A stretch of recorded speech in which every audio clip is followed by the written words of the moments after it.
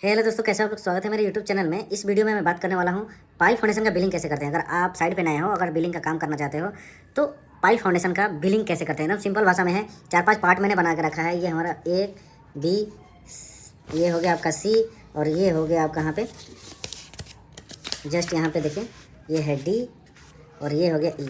इस सारे टॉपिक पे हम बात करेंगे और आप यहाँ पे ये समझ पाएंगे कि बिलिंग पाई का कैसे करते हैं और क्या क्या डाटा की जरूरत पड़ता है। ओके, तो सिंपल सी भाषा में मैं आपको समझाने की कोशिश करूँगा। अगर ठीक है, तो यहाँ पे पाइल का हम लोग मेजरमेंट कर लिए। पाइल का डेप्थ पर रनिंग मीटर में होता है। पाइल का जो डेप्थ होता है पर रनिंग मीटर में होता है। एग्जांपल के लिए हम ले लेते हैं कि 600 मीटर डाया का पाइप है, लेंथ है उसका 18 मीटर, यहाँ पे डेप्थ जो है 18 मीटर, और टोटल पाइल ऑफ नंबर है 40, और नंबर ऑफ पाइल यहाँ पे 40 है।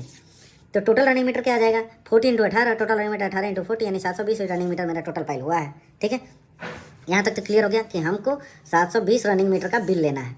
क्लियर हो गया। बी क्या करते हैं, बी में कंक्रीट का क्वांटिटी निकालते हैं। एक तो नंबर ऑफ पाइप पहले पता चल गया हमको कि हमको कितना नंबर ऑफ पाइप करना है, 720 करना है। अब कंक्रीट की क्वांटिटी निकालते हैं, तो इसका जो फार्मूला है वॉल्यूम निकालने का, पाई/4 d² × L। अब यहाँ पे एक और फार्मूला है कि πr² × L। इससे भी आप निकाल सकते हैं, इससे भी निकाल सकते हैं, दोनों सेम है। ओके, पाई का वैल्यू 3.142, डाया है 600, इसके हिसाब से चलते हैं। तो डाया क्या है 600, तो 0.6 का स्क्वायर इंटू एल क्या है 18 मीटर, 18 मीटर लिख दिया। इसके हिसाब से चलते हैं 3.142 इंटू, ये हो गया हमारा डाया है 600, बट हमको रेडियस चाहिए, 0.3 का स्क्वायर कर देंगे 18 मीटर। ये दोनों का कैलकुलेशन सेम आएगा, आप निकाल लीजिए। ठीक है, यहाँ से हम वॉल्यूम निकालिए, dia 0.6 metre, length 18 metre. Okay, volume पर अगर आप कैलकुलेशन करेंगे तो 5.08 आएगा। ठीक है, कैलकुलेशन करके दिखा दूँ या आप कर लोगे, अगर डाउट हो तो मेरे को बताना, मैं बताऊंगा। इतना आएगा। ठीक है, टोटल कंक्रीट हो जाएगा, एक का हमारा 5.08 आएगा, इंटू 40 कर दिया तो 203 रनिंग मीटर मेरा कंक्रीट आ गया। ये हमारा कंक्रीट आ गया, और ये हमारा नंबर ऑफ पाइल हो गया। दो चीज़ हमको निकल गया, कंक्रीट निकल गया, नंबर ऑफ पाइल निकल गया। ठीक है, अब निकालते हैं, उसमें लगता है स्टील, स्टील लगता है। स्टील का फार्मूला क्या है, स्टील का फार्मूला है उसका यूनिट वेट निकालने के लिए। अगर कोई कह दे कि 20 नंबर ऑफ बार 16 डाया का स्टील, अगर एक पाइल में 20 नंबर हमको चाहिए और 16 डाया का चाहिए, तो यहाँ पे जो डी लिख रहा है ये 16 डाया है।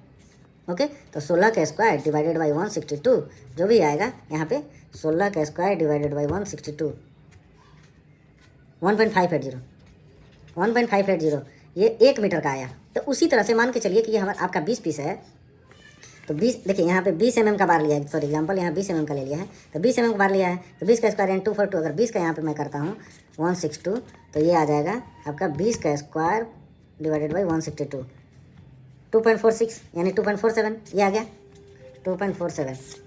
ये आपका आ गया यहाँ पे टोटल लेंथ ऑफ स्टील, जो भी टोटल लॉन्गिट्यूडिनल लेंथ होगा उसमें बिलिंग स्टील केजी पर बेसिस होता है।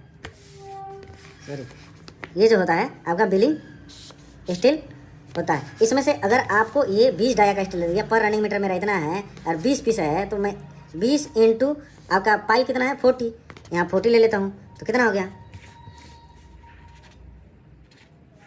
800 रनिंग मीटर। एक रनिंग मीटर का कितना है 2.47, 800 इंटू 2.47। इसमें लैप और सारी चीज़ें ध्यान रखना पड़ता है, बट अगर लैप आएगा 18 मीटर में तो एक लैप भी आपका जुड़ेगा। तो यहाँ पे 800 इंटू 2.47 हो गया, तो ये हो गया 1976 आपका केजी स्टील लग गया।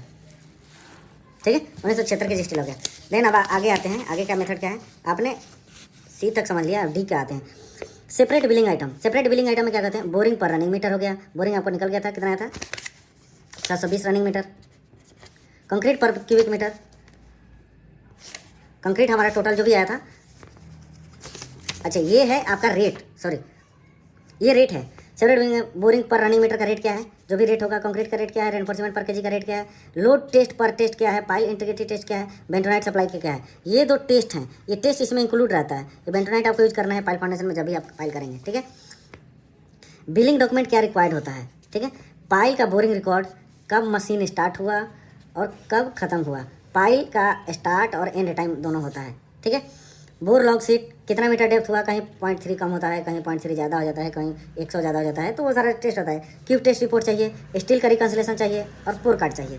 ठीक है, ये सारा चीज़ें आपको डॉक्यूमेंट चाहिए, इसमें वो डॉक्यूमेंट आपको देना है। ये पर केजी आपका रेट रहेगा, जो क्लाइंट की तरफ से दिया रहेगा, ये रेट रहेगा, उस रेट में आपको वैल्यू पुट कर देना है।